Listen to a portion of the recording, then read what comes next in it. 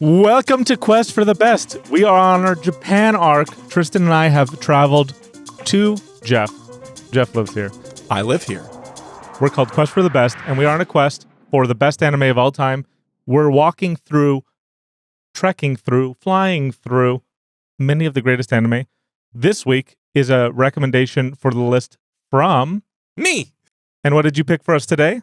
Project A-ko. How dare you? One of the most important anime ever made. Which is why Geoff hadn't seen it until 2 weeks ago. Yeah. And why it instantly became one of my all-time favorites as soon as I did. But before that, we have to start with our question of the week. Our question of the week this week comes from Kumo in Germany. Kumo asks, which anime protagonist has the greatest weapon? It comes down to, at least in my mind, what people consider to be anime. Because the first thing that comes to my mind is from Final Fantasy VII Advent Children. Mm-hmm. Cloud Strife has a sword that can break into other swords. And it is really badass when he uses it at the end of the film. That is the first thing that comes to my mind. Would that be the absolute best? I need to mull that over. You guys go. Is it not just Goku's heart? His love for humanity? What about Goku's guns? No, this question is very interesting to me because there are a lot of named weapons that I feel are only named for merchandising purposes. There are many named weapons that are sick as hell. So I think of Amuro's Gundam is a weapon, right? And if I think of the most iconic thing in all of anime, the Gundam, it's kind of it. It's kind of it. So it's like, a Gundam. When I hear this question, that's what I think of. But I also feel like that's missing the heart and soul of this question, which is really trying to think of like, no, give me a gun, give me a sword, give me like a battle axe. Though there's not very many main characters who use battle axe. Okay, but then what's the coolest Gundam weapon? Is it the whole other? Is it the beam saber? Is it the beam rifle? No, it's just the beam saber. Yeah, it is the beam saber. Except, I mean, shields. They do some really cool stuff with the shield. They do, but let me put it to you this way. Yeah. In Gundam, in the original Gundam, there's only OG. There's Gundam. Yes. There's Gun Cannon and there's Gun Tank. And Gun Cannon and Gun Tank are really funny because they look stupid and I love them. Right? Merchandising. But they both fire the laser rifles. Yeah. In like really dumb ways. And so how can something fired from a gun tank be the coolest weapon of all time? Yeah, I mean, I think actually the coolest weapon in Gundam is whenever Amuro steals a Zaku axe. Yeah, okay, yeah. You know, that's just... See, this is what I mean. Yeah. They don't have... Not enough main characters with battle axes. Yeah, no, I agree. Heavy weapons, please. It's a good archetype. It's a good archetype. It is a good archetype. It is. What about you, Geoff? I'm going to pick one that is going to have both of you instantly kicking yourselves.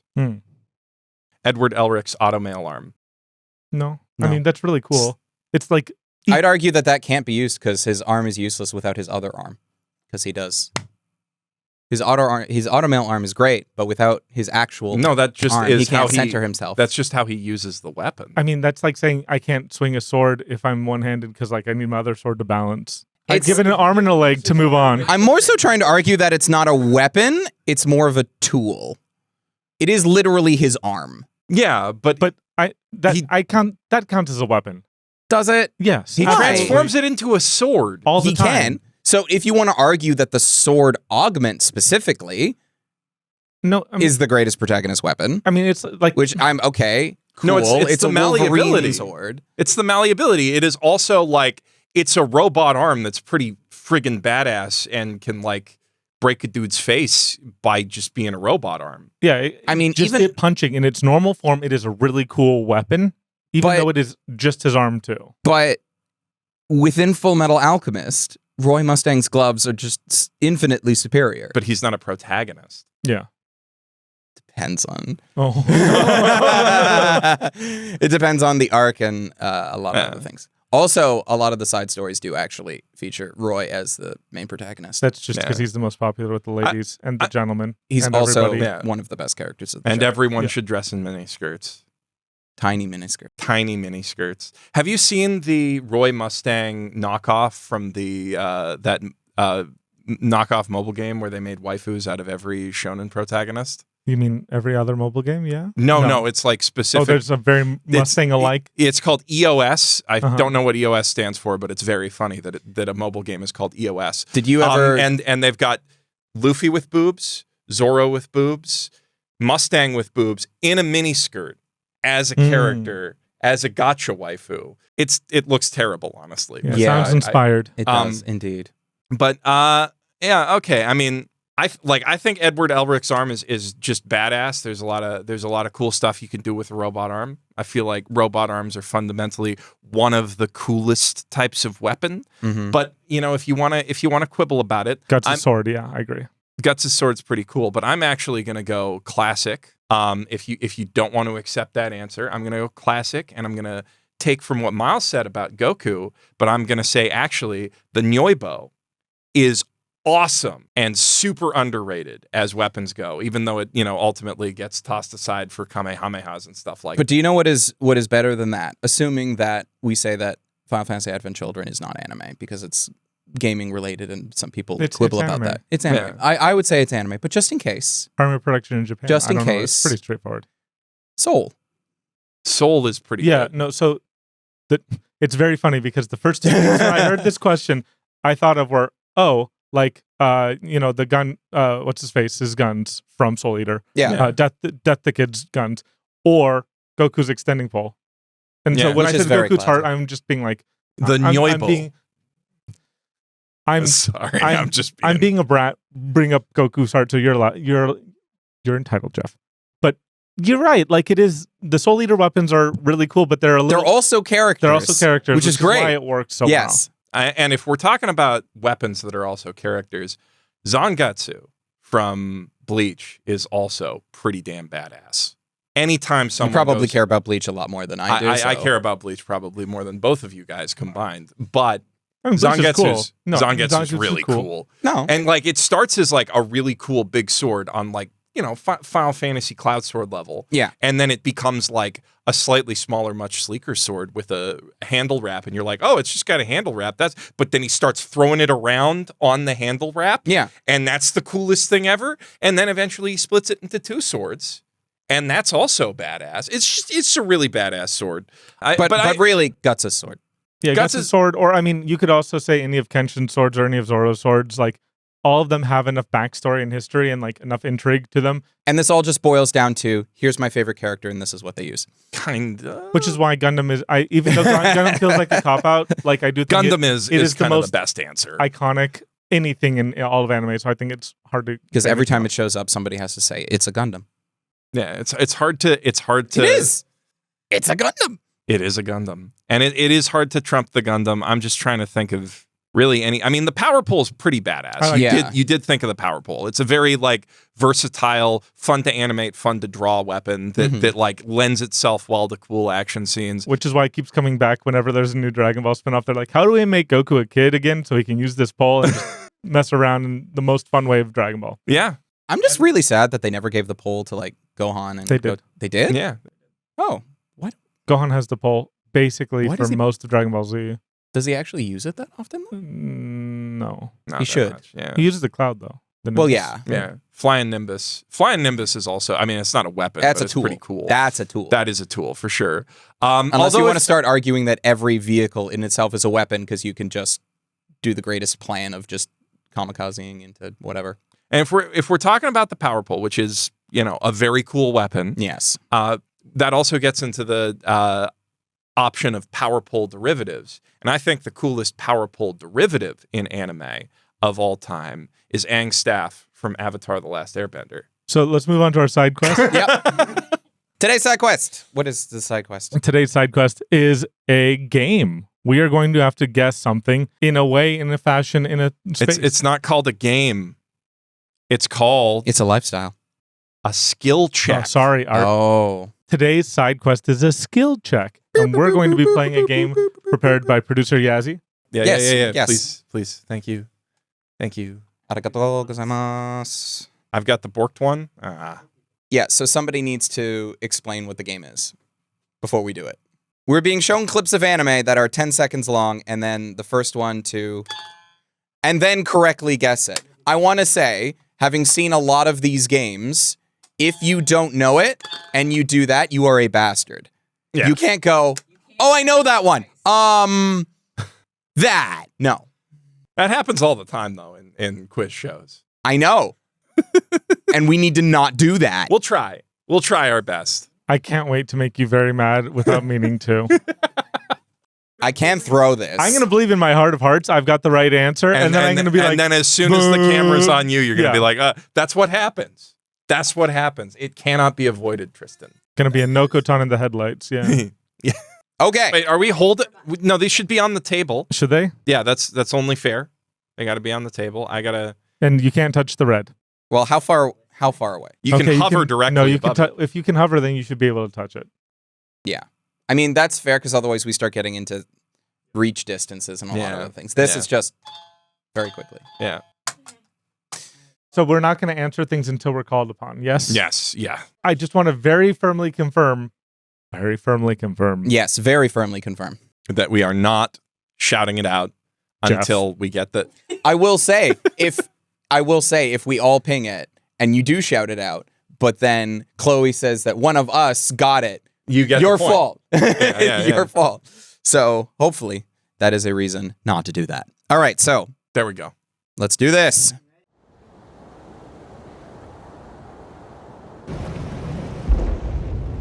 I'm so mad right now. I can't... It's not gate. All right, Tristan. Solo leveling. Damn. The 3 years ago, I was like, I don't know what that is, but as soon as the boats, I was just like, oh, this is solo leveling.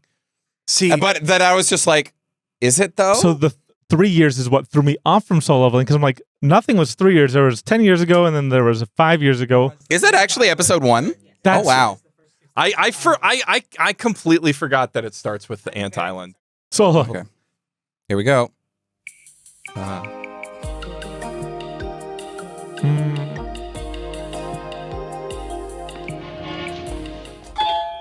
Geoff? Yu Yu Hakusho. Yes. I was thinking that from the down. I was just like, I want more before I get it wrong. Not that there's anything. We didn't say that we'd lose points if we get it wrong, did we? Don't worry. I would have gotten it immediately if I could hear the music. All right. Next clip. And your thing's delayed too, huh? Right? Your button's a little slow, huh, Geoff? Yes. Miles? Kyoka? No. Assassination Classroom. Yes. Yeah! I knew that one. I should have responded. The colors. I got thrown by the colors. But they were E-class. That's the thing that got to me. All right. Geoff? Code Geass? I'm like, that's a clamp eye. I got the clamp eye. No, it was the hair. Yeah, the hair. The only thing more iconic would be if she was eating pizza. Those bangs.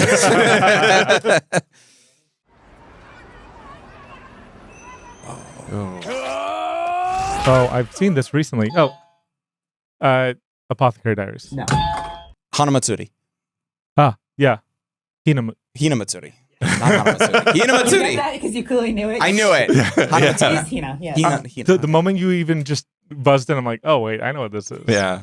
Well, there's also Hinamatsuri has that very characteristic like white shadows that you don't see in a lot of other anime. I don't think there's any anime that needs its second season more than Hinamatsuri. Actually, I'm fine. I'm fine with no more. I'm fine with no more. Really? I want really enjoyed more. it. Yeah, I mean, more would be nice. I just don't think it's necessary.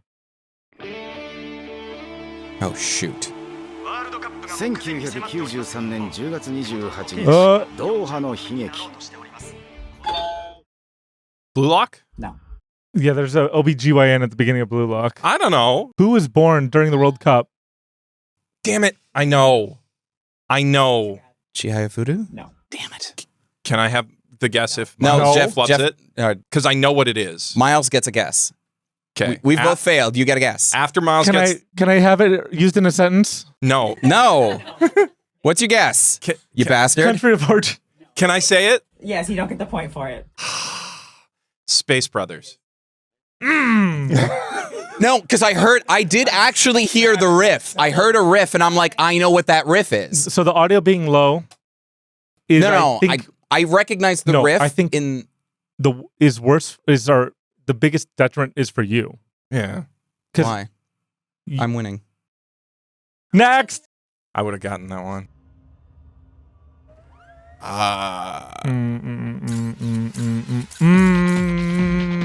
Wow. Not a clue. I don't know who that is. Oh. I don't know who that I is. have I mean, I have a guess. I don't know. I don't think I've watched this. I'm gonna. Ping pong. Does it Strike the Blood? No. Miles.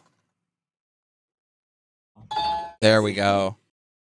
This one is a hard one. This one I will say is hard. It was popular. Yes. Oh, it's popular. If you didn't say it's popular, Crunchyroll told me it's popular. The God of High School. No.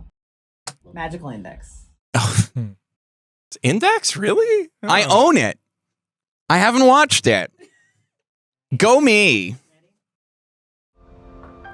Well, now I'm gonna be mad, but I'm. Yeah, nope. I'm still thinking it's the same one, but This world. Sarazanmai? Yes. Damn it. And Miles is on the board. Hey. Is that Miles' first Oh pick? boy, is it! All right.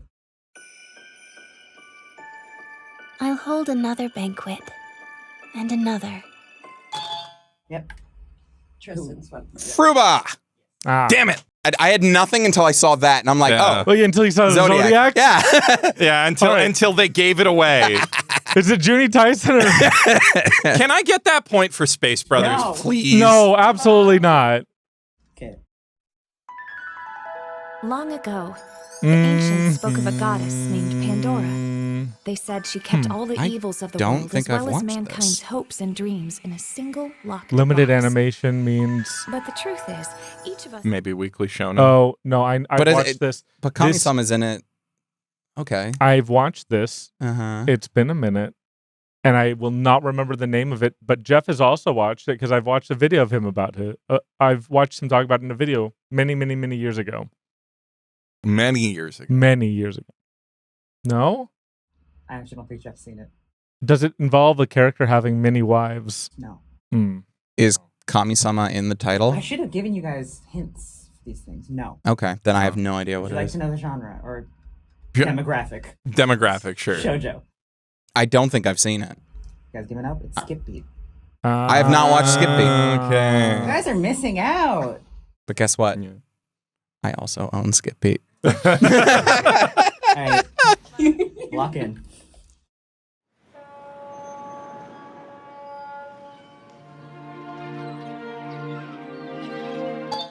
That was Miles. A place further in the universe. That's why I said lock in. I was locked in. I finally locked in just now, but I did it. Fastest finger first, remember. Fastest finger first. Ready? Yeah. Yep.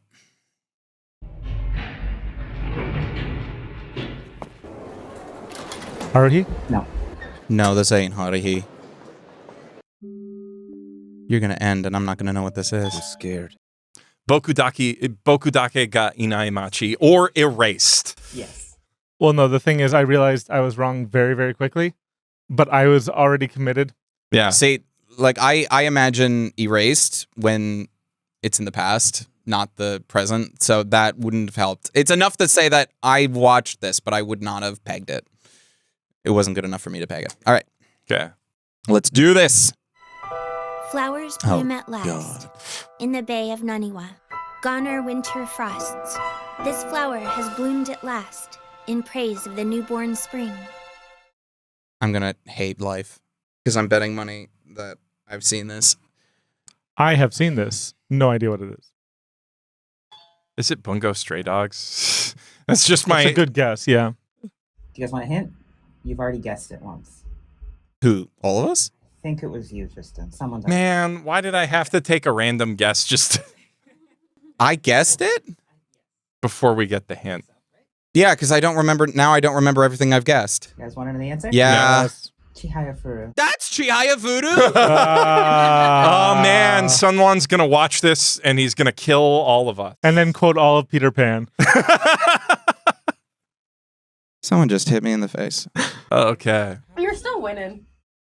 By only 1 But I point feel now. like Now I'm he's a losing moral, now. moral loss. No, right now there, I've yeah. actually lost. Okay, The points don't okay. matter. I've already lost. Oh, the points do matter now. Now that you've given up. The Asterisk War. No. Oh. Aniplex. Or Who's in the bed? oh. Oh, I don't know who that is. Is it Oremo? Yes. Yeah. Yeah. Character okay. designs. So I should have picked it up from the green text, but that would also require me to have actually watched this show. Nah. I was trying to place whether it was Oremo or Eromanga Sensei, but I was like, yeah, that's Oremo. The thing is, I knew it was 2014 and it's Aniplex, and I'm like, I was 1 year off, but. All right, ready for the next one? yeah. Foreign High School Host Club. Yes. Son of a bitch! Fastest finger first. I know. Come on. Ready? Yeah.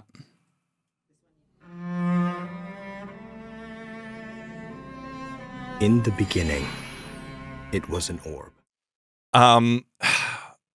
Is it one of the words on the screen? No, it's He's doing the thing you don't like. the name isn't coming to me. It's a show about the immortal. To Your Eternity. Yes. Ah. Yeah. All right, ready? Yep.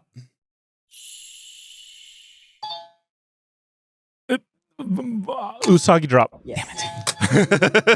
I pegged Criminal. specifically because if you kept on going, I would have been like, you don't know it. I do. No, but I do. I just was trying to remember the English name. But you didn't remember it. I still got it right. I know. Geoff is in the lead by 1. Tristan and Miles, if either of you get a point, you would tie. I'm so glad I came back. That was a rally. Yeah, that was a Miles real rally. You did ready? No, Last it's one. exciting now. Of course, I'd be untouchable if I got Space Brothers. It is Gundam Witch from Mercury. No. That's not Little Suleta. No, that isn't. You've already pressed. You pressed. I've already pressed. What was your guess? Promised Neverland? No. Play the rest of it. I haven't guessed yet. I was just. I thought that was. Oh, okay. It's all right. I don't think I've watched thankfully, this. You haven't, thankfully, but you would have gotten it. You should have gotten it. I haven't watched that. Makaku City Actors. I've never watched Makaku City Actors. Am I right? No. What is it? Sniper. Kisniver. Ah, the least recognizable trigger anime of all time. They did show the thing on the back. They did show the thing on but the back. also that art style is very similar, and era is very similar to the Makaku City Actors. You won, Geoff. I Congratulations. won, even without the point from Space Brothers that I rightfully should have gotten. I won. Let's be for real right now. No. You failed. Well, you won. I did win. And he didn't miss Chihaya Furu. Like Which you did. I did. Yeah. So, that's the moral victory. Although I did miss it by. But also, nobody got the Chihaya Furu bungo. point. So, Yeah, we but all he lost. He doesn't proclaim to have good taste, and he got it wrong. So And it's I fine. haven't watched Chihaya Furu, which means what you've did I lost. just say? Yeah. And have you watched Chihaya Furu? Like 10 episodes. Okay, and you've watched Chihaya Furu. So It's really good. I'm the only one with an excuse. that's not an excuse. Someone, when you come to kill us, do me last. No, you should do it first. Get halfway through Peter Pan before you kill me. Okay. Okay, so our topic for today is Project A-ko. Probably the definitive anime of the OVA era, at least for kicking it off. It was, I'm just scrolling down to the synopsis. It's a 1986 sci-fi action comedy anime set in the futuristic city of Graviton, which follows a girl named A-ko and her best friend, Seiko. You need to remember that name, huh? Need to read it to remember the name. I was just trying to remember who was Biko and Seiko, but yeah, as they are Biko is antagonized. The B, as they are antagonized by they go to a new high school and they are antagonized by the rich and popular class president with drill hair, Biko, who is obsessed with Seiko and wants Seiko to become her best friend / lesbian lover. Yuri slap fight. Yeah. Actually, it might be the best Yuri anime of all time. I mean, that would Biko require was missing one very important thing for me. Which is? She didn't have an Ojo-sama laugh. She She defined needed- everything about the Ojo-sama archetype except But for the. she did not. So did she define it, or was she just the crystallizing parody of all of it from before? Because that's the Yeah. thing. So Project A-ko, you say it's the definitive OVA, and in some sense it is, but it was actually started as an OVA and then became a theatrical film, which is why it looks crazy like it does, because they got investment when they were halfway through production. So the backstory is actually pretty nuts. It started as a episode of, is it Creamy Mommy? A Creamy Lemon. Creamy Well, Lemon. It was the team the Cream Lemon team. Yeah. Cream Lemon. Cream Lemon was this huge hentai series. It started as, just porn. But then very quickly, a bunch of enthusiastic young artists got on board and were like, we can use this porn as porn money. The porn money and this format as a springboard to just tell crazy stories. And there's like a few episodes of it that are legitimately considered some of the best 70s 80s. Was it 80? I thought Cream Lemons was late 70s. Early 80s. Early 80s. Okay. So some of the best 80s anime out there. While they just tell great stories, and also there's a lot of lesbian sex scenes in them. And Project A-ko started as one of those. The creators, do we have the creators noted in here? Did it technically start as one of those? I thought it was just like inspired. No, it began life as Katsuhiko Nishijima and Tomoko Kawasaki. Why stop looking at the he screen? has to read it. Yeah. I have to. I don't remember all of these Japanese names off the top of my head. Why? I think we're on our Japan arc. Mm-hmm. Yeah. Okay. But yeah. So. I know The creatives behind it, the screenwriter. Actually, maybe the screenwriter came on later, but this was at APPP.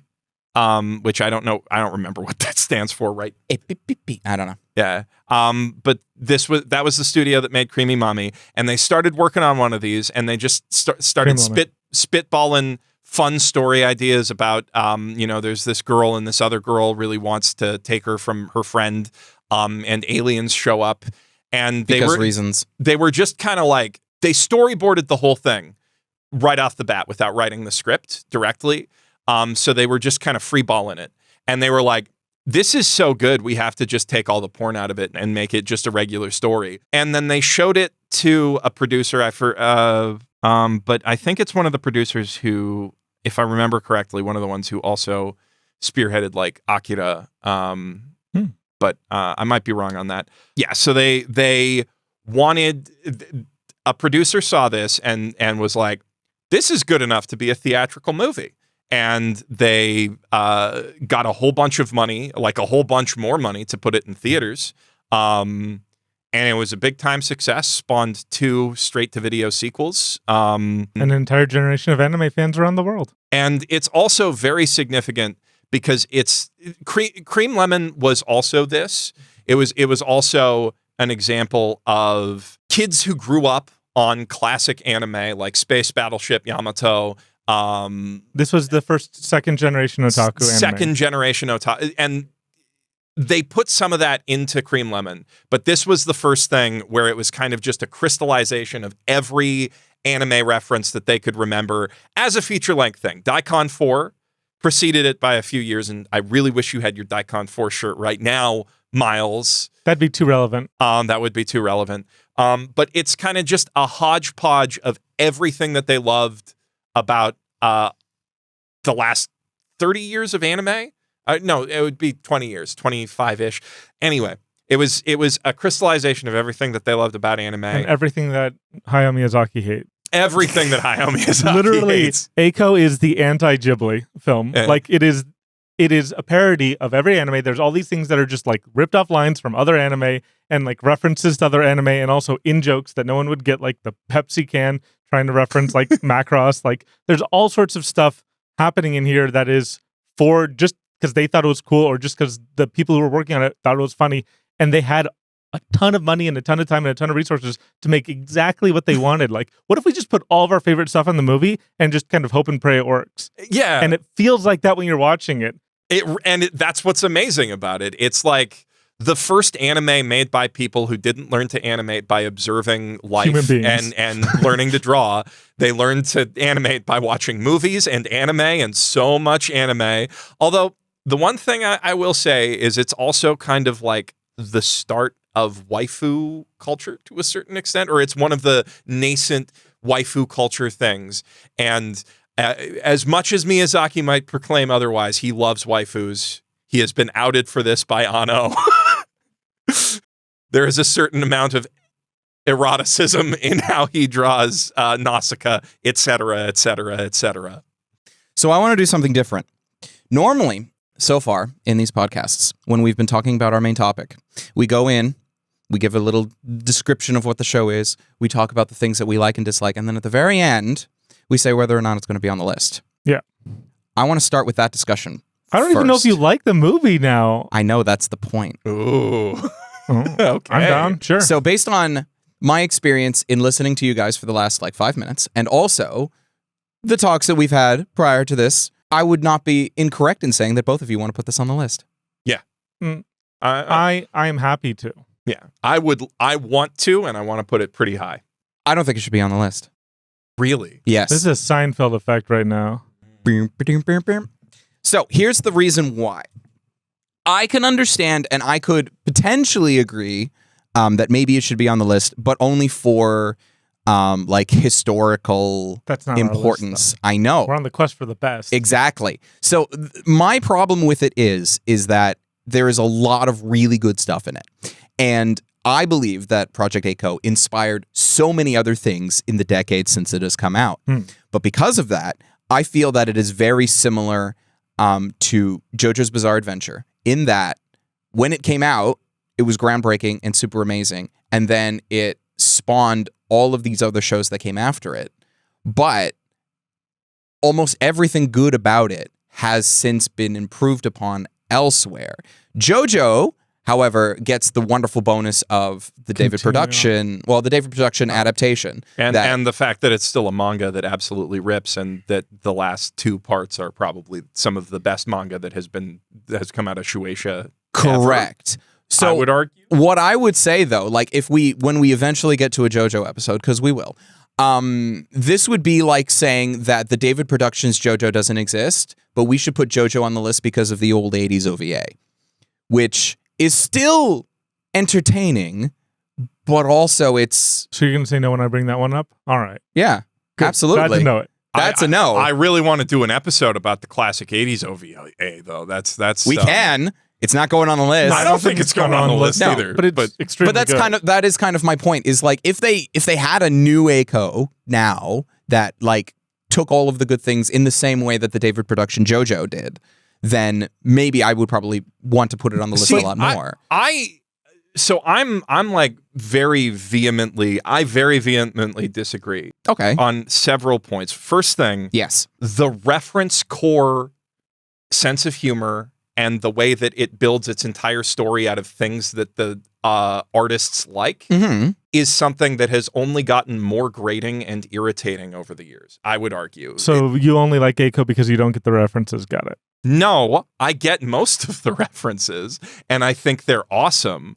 But I would say that reliance on reference humor is, generally speaking, bad. A-ko doesn't have reliance on. It doesn't rely on Okay, it. I didn't know if that was the argument you're making. no. I didn't think it did, but I didn't know if that was what you were trying to argue. But I would kind of argue that, in that specific sense, there is a lot of value in being the first really otaku core anime and pioneering that style, because everything that came after is copying A-ko's notes to a certain extent. So I'm going to kind of take Tristan's side on this to say, who cares? yeah. So we're not trying to be cultural, we're not trying to be cultural experts and say, here are the most important anime or the 100 essential anime. We're trying to make a list of the best anime, without having to worry about the context. that's There's what a I'm- little bit of context. Because if we were trying to be historical, then we would have to be then Astro Boy is going to go on the list. Well, No, yeah. that's what I'm trying to say. But because when we're talking about reference core stuff specifically, Yeah. right? When we're talking about that style of art, A-ko proved that it could be commercially successful, and nobody thought that it could up to that point. Meaning that A-ko is kind of in a very unique position as a work of art where they didn't think that they could sell it by just making a lot of references to things that they like and a lot of other people like. And therefore, they had to make a work of art that is accessible whether you get the references or not. But to Whereas everything that has followed that, pretty much everything, even, Anno's work, I would say, hews towards you can watch it even if you don't understand everything that he's picking apart. And we're going to get to Anno stuff. But like 99.9% of otaku-driven anime media is just, hey, you like this thing, I like this thing, I talked about this thing I like, therefore you will like my new thing. That is kind of the angle that they're going for. But all I'm hearing out of this is that this is an argument for how culturally important Eiko is. No, it's not an argument for how culturally important it is.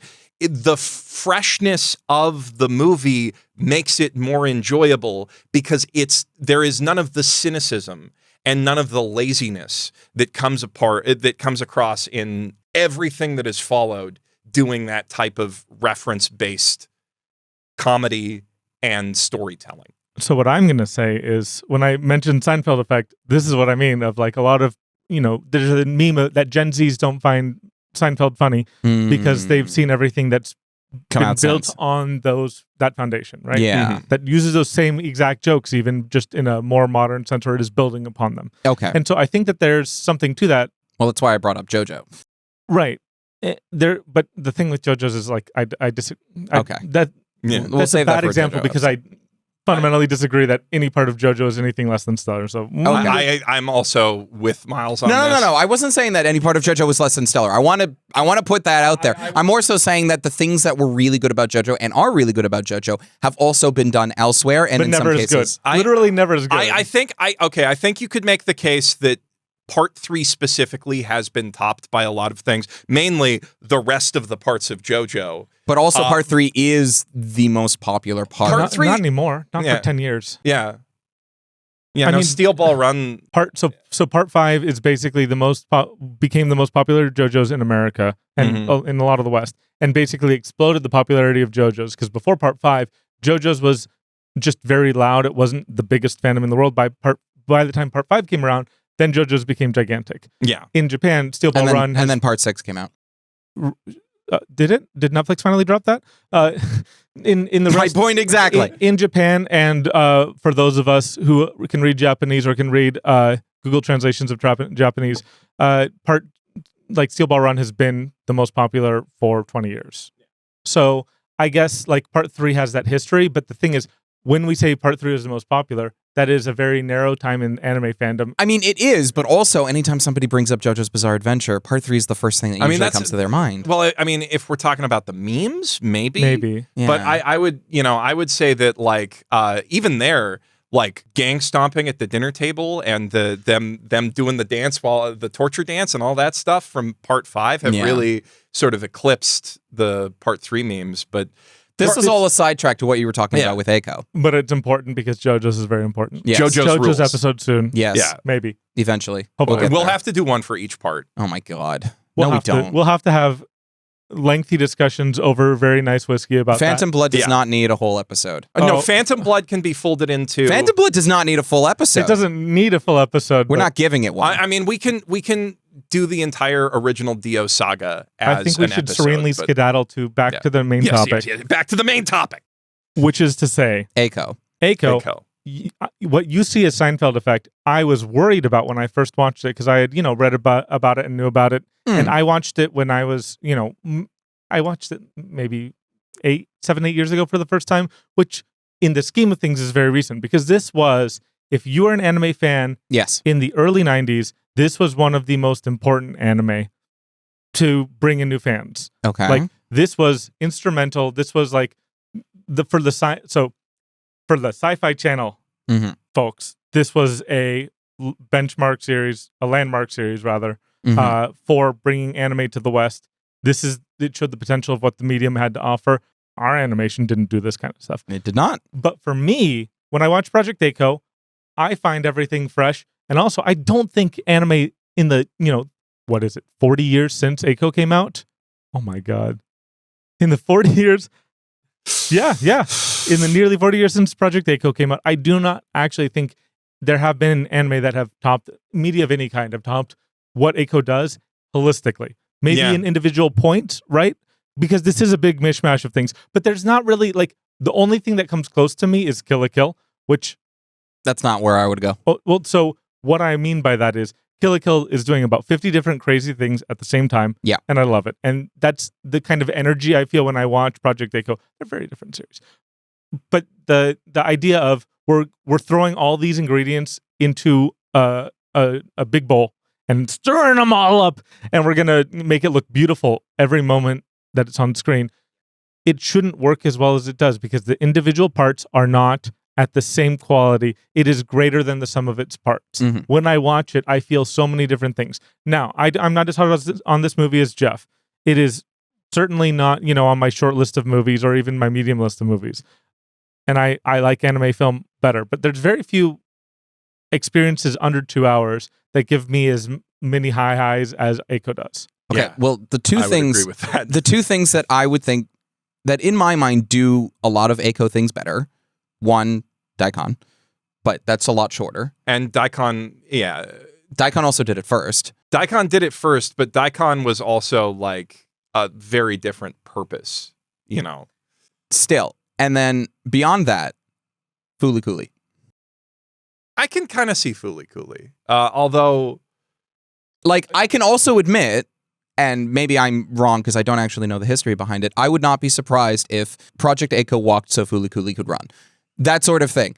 I could believe that. But it also means that I would rather put Fooly Cooly like way higher than Project Echo because I feel like it does almost everything within Echo and then more. I feel like Fooly Cooly is a fundamentally different. I mean, it is in conversation with Echo because everything that has come since Echo is in you can make an conversation argument with that that's because it has been so influential. And if we're talking about the most influential anime, absolutely. But I mean, like Miles said, I watched it 2 weeks ago, right? You did. And a lot of the as did I. And as somebody who's obsessed with it was a little more than 2 weeks ago. It was like 3 weeks ago. But anyway, as someone who loves Fooly Cooly is one of my favorite things of all time. Fooly Cooly is one of my favorite things of all time. I love generally deeply referential stuff like Kill la Kill, like Evangelion, Gintama, Roboco, etc. I like stuff that is in conversation with other anime. Mm-hmm. But we talk about how a lot of Echo still feels fresh to this day. Yeah. But also, even though, you can see some jokes from Echo done differently and iterated upon in Fooly Cooly. Like, there's some pretty clear examples of mecha jokes and character spoofing character archetypes. Like, watching Echo helped me get those jokes in Fooly Cooly better. It made me like all of my favorite otaku core anime that are even more. It is like an text. Mm-hmm. It is a cipher through which kind of everything that's come since it can be understood in the same way that Gundam is, Mm-hmm. and in the same way that Evangelion is. And in that sense, it's not just like, this is really important and historically vital, and like, I think people should watch it because it's important, but it's good, and it enhances my appreciation of Fooly Cooly and of all of those other things that have come since. And Evangelion, even. It's so much, and especially Kill la Kill. I just want to say that this was actually what he just said is almost identical to the introduction to the film I gave him before we watched it together. Yeah. Except for much better spoken. But that is how I'm like, here, I'm going to set the table for you. Mm-hmm. Welcome to Echo. And then I'm like, it's never going to live up to that, right? It did. It absolutely did. You. But then my question at that point is, so the main reason you like it is because now it gives you a greater appreciation for everything else that you've seen. But that's not the main reason I like it. The main reason I like it is because it's every scene rips. Okay. Every scene of this movie. Tell me one scene you don't like, Tristan. The escalation. Every scene is crazier than the last. Like, it does the thing. Like them going to school is still one of the greatest going to school. I can tell you exactly. Okay. Because it involves a particular trope that I absolutely hate. No, okay, sure. Yeah, I know where you're going. Lunch. That's the scene you don't like? Yeah. Really? When Seiko gives Eiko her lunch and she eats it and it's poisoned and all that, I'm like, okay. I've seen that so many times. I don't like it. I don't like that trope. I'm not a fan of the giving lunch and oh my god, they can't cook very well trope. So I thought you were going to say the Mari stuff because I found it a little troubling. The Mari stuff doesn't necessarily hold up. Although it is pretty neat that they had a sympathetic version of it. That it's a sympathetic character way back then, but B, the fact that Mari has 2 different voice actors for like grunting, all the grunts are, I think, literally the Kenshiro voice actor, and then she's got a very soft waifu voice for all of her like actual lines. That's such a great joke. It's even better in dub.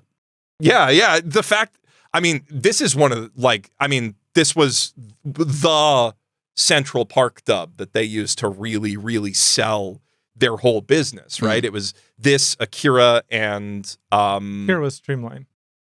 No, I'm saying Central this, Park eventually did. No, but this, I think so, yeah. This, Akira, and Maddox 1 were like the 3 that each of that Central Park, Streamline, and what's the other one? Pioneer, Genion. The OG like OVA seller. Actually, who was the Maddox might have been Central Park too, but those were like the early ones that they used to sell the concept of Bubblegum Crisis, maybe Bubblegum Crisis, anime on DVD, anime on VHS and Laserdisc to semi-affluent nerds in the United States. Semi-affluent. Do you know how much those Blu-rays cost? I mean, those Laserdiscs cost? A lot. Do you know how much those VHSs cost? They were $40 a tape. And how many episodes were on those tapes, Miles? 1980. That's pretty crazy. 90s, huh? How many episodes were on those tapes, Miles? There were 2 episodes per tape. I know. For $40 US. Which set? Plus $8 shipping and handling. Which set? Because you usually had to literally write in. You had to cut out something from a magazine and mail it in. So postage too. And then you had to pay the $40 plus the $8.95 shipping and handling. And it was worth every penny because the movie is awesome. Y'all are spoiled these days. I mean, like that did set the standard for anime DVDs when we were growing up buying anime DVDs at, I guess, like Indigo or the old Funimation 4-episode discs. 4 episodes on a disc for $60. Yeah. I mean, that was literally why the bubble popped. Yeah, because that's not a real model. Not sustainable at all. And then you see them like slowly move things down over time because then it went from those to it was like, well, here's a half season set. Well, now here's a full season set. Well, now here's all of the seasons in a thin pack that we can mail to you for practically the same postage value as and then when you get it, it DVDs. falls apart because it's a Viridian collection that just disintegrates as soon as you open it. Ugly green packaging. Yeah. But environmentally friendly, I'm quite sure. But it's not a sustainable business model now. Because unlike Project A-ko, those are not the greatest anime movie of all time. I'm not going to say that. I mean, it's not sustainable now because Right Stuff doesn't exist. Okay, so there's like a tired joke or two for you, but like, did you find things unpleasant? Because when I watched this movie, well, I mean, that's the closest thing to unpleasant because it's a trope that I'm just tired of. Yeah, I mean, like when I was watching too, I would agree that scene was the closest I came to being like, but like the fact that it's maybe the first one, or at least one. I mean, I can at least say when you asked me the question, of like which is the one, it took me a minute. It did. Yeah. And that's the thing. I'm not saying it's bad. Like that's the thing. I'm not trying to argue that A-ko is bad. So we are attempting to find the greatest anime anime of all time. So and by that we have limited ourselves to 100, at least for now. And in my mind, I don't think I'd put it in the 100. Okay. I'm not saying that it's bad. So I'm not saying it's not enjoyable. I'm not saying that people shouldn't watch it, because you should. However, when I said you all should watch it, when I was trying to make this case originally, like this is now Geoff's movie because Geoff has taken it on. He's the patron saint of A-ko at this point, which is great. Good for you. And you probably predicted that when you said we should watch it, that it would become one of my favorite things of all time. I'm delighted it happened. It's still, I've shown this movie to so many people, and usually what I do is I force them immediately after, but it was very late for me, to watch the featurette, the content, which it's something really important to me. So there's some behind the scenes featurettes on the Project A-ko DVD that I, first watched. And I think it's on the beautiful 4K master. I hope so. That Discotheque put out a couple years ago. But there's this 40-minute behind the scenes featurette, and it goes through and it asks everyone who worked on the film who their favorite girl is. And like, it does a lot of other things, but that part was so funny to me because you see all these, like really sweaty, hurried looking, like stressed out animators and like producers and all this. And they're all like they have way too prepared of an answer for considering these are a bunch of 14-year-old girls or whatever. But like or whatever they are, right? it is so funny how passionate they are, but also as stressed out as they are, they all seem so happy-go-lucky. And that attitude, by the way, of just like, what if anime was just fun? What if we didn't worry about taking ourselves seriously? Is so prevalent in that, even though they're stressed out, it's prevalent in all their answers and all their responses, and it's so prevalent in the movie that it just feels like a touch of joy every time a new scene happens. Every time the anime gets crazy, you're like, oh, yeah, they must have been really proud of themselves for that. Like, you can feel them patting themselves on the back as they do another sick animation sequence over and over and over again. As like, how many times did they need to run up that hill? And every time it's crazier. Like, Geoff was losing his mind watching this movie. Yeah, I mean, watch him on camera, from the start when she's like running to school, she's like late to school. I'm like, oh, I've seen this in a million anime, and then she was just missing a piece of toast in her mouth. But it immediately goes so much higher over the top than like almost anything, pretty much anything that's done it since. Like, and there's a lot of contenders out there. There are a lot of contenders for crazy runs to school, but like, and then it just keeps topping that and topping it, and like. It tops itself with the gags. It tops itself with each fight scene, except for the one time that Biko brings out all those giant robots, and she's like, "Now you're gonna fight all these giant robots." She just immediately destroys all of them and walks into school. And she's like, back to the drawing board. But then she comes with her cyber battle panties the next time, and it's that. And that fight was maybe my favorite part of the movie. I mean, yeah, when they're fighting through the school hallways and everything's. I mean, that is kind of the entire back half of the movie. They just it never stops from there. Yeah, they take a break. They take a break from fighting each other until they see each other again. When the robot or when the aliens come to kidnap their princess Seiko, who is secretly the princess. Which, God, I love that setup too. The way there's like these people watching the whole time. They're like, she might be our secret princess. And every time it's Eiko and Seiko hanging out together, and there's D Agent D, who's also like very burly, looks like very burly secret agent man, actually a woman. All the aliens are women, but like she's like watching the whole time, and she's like, that's our princess, I think, and communicating, and you think it's the inexplicably super strong high school girl who can fight giant robots in the title. Whose name is in the title, like as a project, who's got like these amazing superpowers, and then like you don't know how she has those superpowers, and then it's like, no, it's her useless idiot friend with the mind of a 3-year-old, and then at the end it's just like, oh yeah, by the way, her dad's Superman and her mom's Wonder Woman. Like, oh, okay. Like, it would have been fine if they didn't explain it. They didn't need to explain it. I mean, they don't really explain it. It's just, but they're like, Clark and Clark and Diana, just at the dinner table. That's the level of detail we get too. It's just Clark and Diana. It's like, all right, we're being cute here, which is again the point. They don't take it themselves seriously, and I just love it when you have that kind of energy of like, we're making exactly what we want to make. It is a bunch of kids in the candy store with a giant animation budget, and it's a bunch of people who are used to making. Like working on TV anime or working on like at Piero or working on, the mid-grade porn, literally mid-grade porn. And they have been given a blank check and they're like, what would you make if you could make anything? And this is the answer to that question. And I don't think we get very many anime that are that question. And thank you, capitalism. And if we do, they don't look and feel like they are the answer to that question. And so that kind of joyous feeling that I get when I watch Eiko, which is passed down from 40 years ago from these animators, and I feel their joy to this day, is why I love Eiko and why it sparks I'm fine joy. with it on the list. And I mean that sums up a lot of how I feel about it too. It's just, it feels like they're having fun with every scene, but also like if I think about this, and I'm an anime fight scene connoisseur, right? Mm-hmm. If I think about this movie, it's got at least 3 like top 40 all-time anime fights in it. The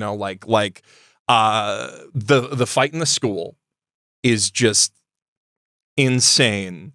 Eiko ascending up to jumping on the bullets to get up there. See, that was very like Daikon Fooly Cooly in my mind. That entire scene. But no, it's just missing bunny suits. I mean, no, in Fooly Cooly, in Daikon, she surfs around an Itano circus. No, I'm saying this is the first. This is where that iconic like The sequence running comes on from. missiles from Maharomatic, from the Maharomatic opening. I was like, oh, sorry, I guess not fight scenes, because I'm thinking the other great one is the escalating her running to school, right? Yeah. But the That's not a fight scene. But it's not a fight scene. I get what you mean. But action scenes. I should have said action scenes. But and there's also like some other really fun like And a super small hot throwaway teacher. fights. Yeah, super hot teacher. Super hot teacher. How many of the Best animators girl. said that she was best girl? Not enough. Not enough. Not enough. More or less people than said Seiko. Sequel's So- the most popular. Seiko What? by a wide margin. No wonder. Which That makes a lot of sense to me. yeah, listen. No, don't listen. Yeah, no, not listening. So I have watched the sequels. I know that neither of you guys have. Yeah, That's not fine. yet. No, They're that's fine. I've heard they're kind of disposable. They are they are fun. Like Yeah. I enjoy myself, but like they're nothing worth going crazy about. Though I did end up getting one of them on Laserdisc because at the time I watched it, there wasn't a DVD of it. Like it had been kind of trapped on one of those Laserdisc. things. Or maybe it did and it was just cheaper to get the Laserdisc. Whatever the case, it was a great excuse to break out the Laserdisc player. But these are very fun movies, and the first one of the trilogy is the only real one, like the only one I'd recommend to folks to actually go out and watch. But the thing is, Yeah. there are many distasteful elements in this if you don't like anime aimed at otaku. And again, there's a reason why Miyazaki, this is like the anti-Miyazaki movie. Like people who love anime, what they want to do, not people who love using animation To as a tell medium stories, yeah. to tell stories. This is very much we love anime, we love the meta of anime. And so from that perspective, I could see why you may not like this because there's Sorry. not substance here, right? This is the least substantive. If this does make the top, if our list of the best anime of all time, this will be the least substantive movie on the list or entry on the list. Close to it. But if you're going to have empty calories, would you not want to have them with Eiko, Biko, and Seiko? Yeah, probably. Is it not some of the tastiest empty calories that you've ever eaten in your entire life? I'd need to think on Are the that. songs not all bangers? In English and Japanese, which is also like Yeah. pretty crazy. Does it not contain a ton of the most beautiful just individual shots you've seen in an OVA or anime, Well, I wouldn't go as far as anime. OVA, OVA, yes. Anime, I mean, like, then you have to immediately start talking about Shinkai and individual Shinkai's- frames. Don't Individual don't frames. make me be a Shinkai hater so early in the Yeah, podcast. yeah. We really don't. No, but if you're talking about like just individual frames, I mean, if you want to talk about something that the Seinfeld Do you know what I effect would has love to ruined, have? Shinkai movies. do you know are- what I would love to have? I would like a cell from Project Eiko. I would. That's the kind of that's this kind of show. God, I would love so many cells. Anything from that shot through her glass in the like the very opening, the run to school, the alien spaceship over the city. There's just so many.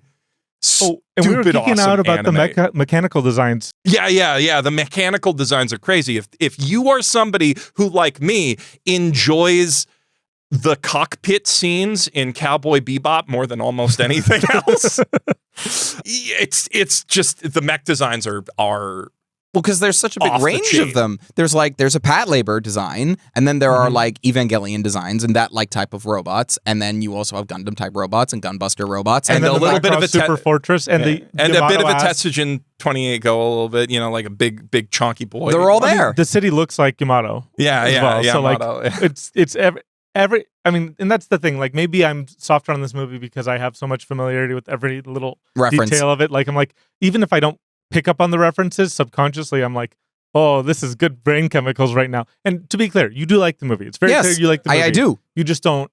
You're not obsessed with You the don't movie. love I'm not it the way obsessed that- with it, yes. that I do. Yes. Yeah. And that's just- fine. It's like I like it, but I don't know if I would put it in top 100 of all time. Yeah. Okay. That's my thing. So And that's like what we're trying to do. yeah, and I don't know, like I do kind of see where you're coming from because it's empty calories, right? You Yeah. know, but it's like Did I enjoy myself? Yes. Would I rewatch it right now if we were to turn it on? Also, yes. The way I'd kind of explain it to the viewers at home who haven't seen it yet and maybe on the fence about us going back and forth about this. What's wrong with you? Yeah, you should have watched it already. But it's like the essence of city pop and vaporwave distilled down into animated form. It is what you think of when you're like, I want to go watch the lo-fi chill beats, but not lo-fi or chill at all. I mean, but it is. Otherwise, they absolutely would have used scenes from Echo in all of those YouTube videos. I mean, they could have used. Do they? Yeah, they use backgrounds from it all the time. okay. You know, like just the cars on the highway or the glass. Well, no. In the so it really, they didn't act. I did not see it in many of those like mixes until the remaster came out. So well, it's not as ubiquitous because we're past the peak city pop era on YouTube, for example. But like, you know, I'm not over it. Yeah, I'm not over it. It doesn't need to come back. But like if you're looking for 80s anime vibes, like when I say the word 80s anime vibes, I think that Project Echo is the most pure distillation of that in existence. And in a way that feels like it could be something that somebody from now made to capture how that entire era of animation felt. That would be very funny. Like I would be like, this is a little derivative, or even for the time. This is it is. That's the thing. It is the synthesis of a lot of things. Like it is a parody movie in a lot of ways. But that's not the point of it. But I guess my version of that would be if I could have one movie just on a large screen in my house, just playing on repeat at all times, I'd probably want Project Echo. Like, it's the movie that I'm happiest to see just like random snippets of here or there when I'm like getting up to go to the bathroom. I just need a little dopamine hit. Nah. Yeah. Nah. What would you pick? Redline. Redline's pretty. Redline you need literally every time. Redline you need to commit to. That's the problem. I see. Like, no, I get it now. I get it. I get what you're going for now. I could just look at the TV and because you would just continually watch and then Redline. I'd keep going watch. I mean, it is lo-fi girl, right? Like a little bit. It can be like the background noise for anything that you want to do throughout the day. And maybe that is a point against it because Redline, you have to sit down and engage with. It's not a matter of you have to sit down. It will pull your ass into the seat, right? Yeah. If someone senses someone else watching Redline in another room of a house, everyone else will slowly gravitate towards that room. Yeah. And there's scenes in Project Echo that you will lock in for a little bit, but like if you're not, and the overall arc is very compelling. Like it's a great escalation from beginning to end, but it is also something that can just like exist at the back of your head as a vibe forever. I mean, the best way to experience this movie is by watching it, right? Because just when you think things couldn't get any crazier, right? But no, I'm saying that because on the train over here, I did watch like a bunch of clips, and I was just vibing hard. Like I was like, oh, I'm in Tokyo. I'm about to talk about anime with my friends, and I'm watching Echo clips. Life is good. Life is so good. So, yeah. To your point about like 80s anime, the only other one that comes to mind, and maybe if I had more time to mull over it, I'd have a different answer. But the only one that comes to mind that would top Echo as this is 80s would be Gunbuster. Yeah. Gunbuster was 80s, wasn't it? Was it 89 or 90? I feel like it was just. It was not 90s. Yeah, no, but it was a little later. It was not 90s. It was later than this. I know Echo. But Gunbuster's Gunbuster. The reason why I wouldn't say Gunbuster in this circumstance is Gunbuster feels like it has taken all the learnings of the 80s and implemented them. Okay. Because it was also very ahead of its time. Like it feels like it almost feels like something from the 90s more than the 80s because it's so advanced. And like to be clear, this is another reason why like I'm not mad if Echo doesn't make the list because I would never want to excuse things like Gunbuster. Yeah, right? No, I get that. You know, Gunbuster's very, very good and important. But there are a lot of Gunbuster. Well, there's not a lot of. There's only one Gunbuster. But there are things that are in that world of Gunbuster that are to me essential. Like not like essential viewing for anime fans, but like the best things I've ever seen in my life. And Echo's pretty close to that. Yeah. Right? And I love Echo, and I will rewatch Echo. I've shown Echo to more people than I've shown most anime to, right? It also helps that it's only like an hour and 20 minutes. Which is a sign for it because you get a whole world of emotions in just an hour and 20 minutes. in just an hour and 20 minutes. Yeah. Yeah.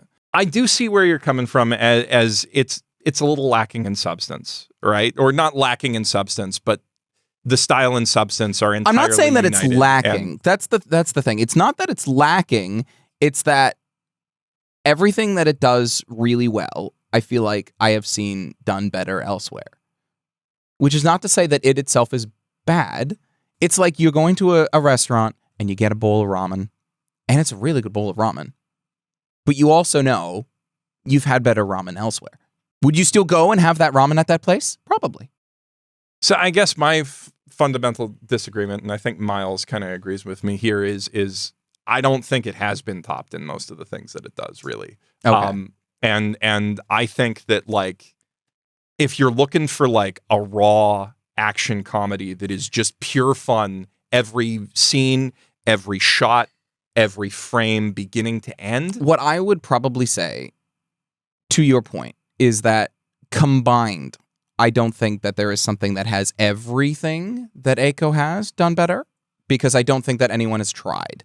But I can think of like they've individual tried. parts of Eiko that have all been done better somewhere else. But because they're only like individual things from Eiko. So let me give you the actual closest comp to Eiko I have, Okay. which is Promare.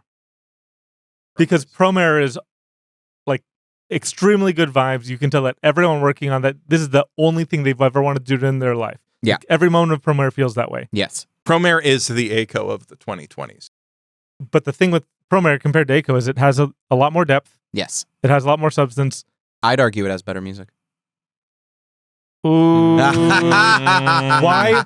Porque no los dos. This is like, that is, Yeah. that's like picking children. I know. So I won't. Okay, then don't. But like, if I have to be honest, like, which one do I like better? They're just pretty close. They are of different eras, but like, Promare's on your list, right? Promare will make the list for you. Promare's one of the best anime of all time, right? I would hope so. You don't like Promare? It's not what I'm... I'm trying to be nice. I like Promare. I am very glad I got to see Promare in theaters. I'm very glad that I own it. All of these sound like leading up to something I'm not going to like, Tristan. If we were to put things on the list, I would put Eiko on the list over Promare. I am kind of inclined. Well, a we little already bit know to that you're agree, inclined but because you're putting it in like your top 10 of But all I time. mean, and Miles, I think we can solve this discrepancy right away with you are at heart a Fudanchi, and Promare is BL Eiko. Yeah, okay.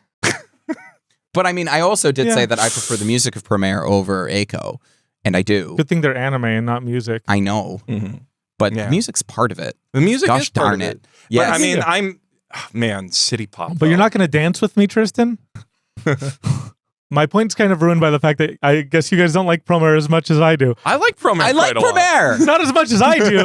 Like, because when I think of Eiko, I think of movies that I would show to literally anybody, and that anybody who likes anime. Like, Yeah. like if you're not Yeah. a self-ID anime fan, I can't show you either of those movies. No. You need to be drinking the Kool-Aid to watch either of those movies Already, yes. already. Which there is a little bit of a barrier to entry there. But both of them are like, I could just put them on literally any day of the week and just be so ridiculously happy and feel that joy coming from the creators of like, this is what we do. Right? And so there's not very many other things. There's not many pieces of media that feel so complete in that world. Mm-hmm. So thank God for Eiko. Thank Yeah. God for Eiko. Thank Haruhi for Eiko. Wow. Very 2006 Reddit of you. Do you know when I play Thank Civ, Holo I for Eiko. No, Haruhi. Haruhi is the god above all So- in the anime universe. No, that's actually false. It's Kyon. when I play Civ with friends, you know how you can rename religions? Yes. There's always still one of us who does Haruhi. Haruhi. When we played, You the thing is when you did it when we played, I had Haruhiism. and I told you beat me to it. I did. I knew I wasn't going to win that game because also like you had a bunch of your friends and they like Yeah. play Civ religiously. I'm like, I'm going to die. Maxed like crazy. I'm not going to It's win, called playing strategically. but I'm going to get Geoff. this. I'm going to get this one thing, and I was the one with Haruhiism, and I got the one thing, Which That's means all you I wanted. actually won the game. Precisely. Yeah. And you just lost the game. Bye. Damn it! Next time on Quest for the Best. Delicious in Dungeon.